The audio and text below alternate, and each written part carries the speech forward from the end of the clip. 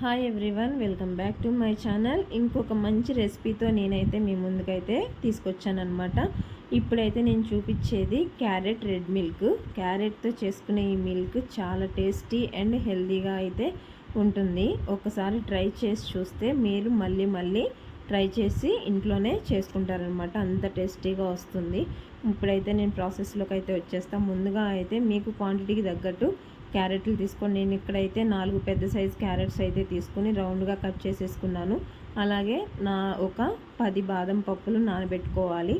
ఇప్పుడు 2 ఇలాచి, ఇవి 3 కూడా కుక్కర్లో వేసేసుకుని క్యారెట్ మునిగేంత వరకు వాటర్ పోసేసుకుని ఒక 2 విజిల్స్ వచ్చేంత వరకు ఉడికించుకోవాలి.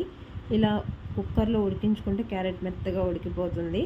ఇప్పుడు ఉడికించిన క్యారెట్ని చల్లార్చిన తర్వాత వాటర్తో సహా కూడా మిక్సీ జార్లో కానీ జ్యూసర్లో కానీ వేసేసుకుని ఫైన్ పేస్ట్ అయితే చేయండి. బాదం పొట్టు తీసేసి వేసేయండి. క్యారెట్ అయితే అలానే ఉంటుందన్నమాట, మెత్తగా ఉడికిపోతుంది. సో మనం ఏమీ స్మాష్ చేయాల్సిన అవసరం లేదు. ఇప్పుడు మీరు ఇట్లాగా కొద్దిగా, అంటే ఆల్రెడీ కుక్కర్లో వాటర్ ఉంటాయి కాబట్టి ఆ వాటర్తో మనం గ్రైండ్ చేసుకోవచ్చు. ఒకవేళ గ్రైండ్ అవ్వకపోతే కొద్దిగా పాలు వేసి గ్రైండ్ చేయండి. మెత్తటి పేస్ట్ లాగా అయిపోతుందన్నమాట.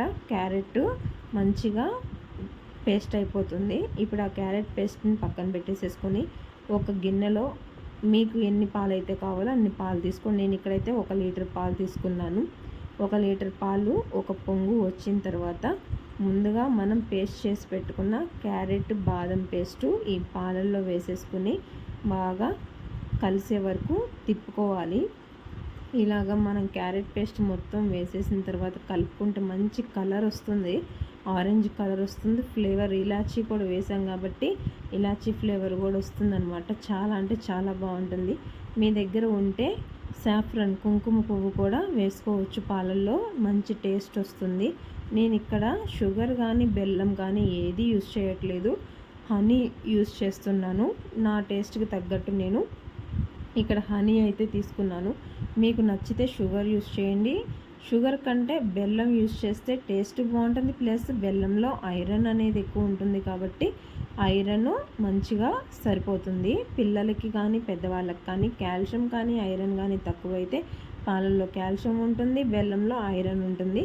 సో మనం పంచదార వేసుకునేటట్టయితే ముందుగా షుగర్ యూజ్ చేసే వాళ్ళైతే ఇలా డైరెక్ట్గా పాలల్లో వేసేసుకుని షుగర్ వేసేసి కలిపేసేసుకుంటే షుగర్ కూడా మంచిగా మెల్ట్ అయిపోతుంది.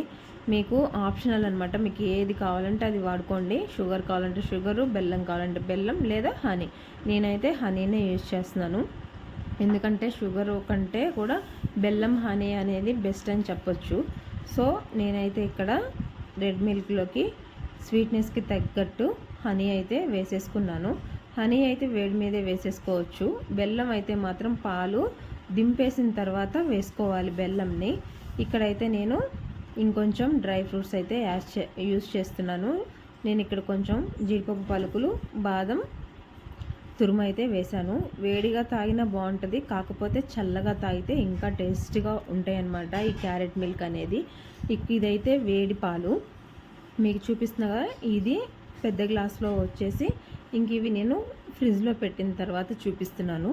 ఇట్లా ఎంతో కూల్గా చల్లగా చాలా టేస్టీగా ఉంటాయి. Thank you for watching.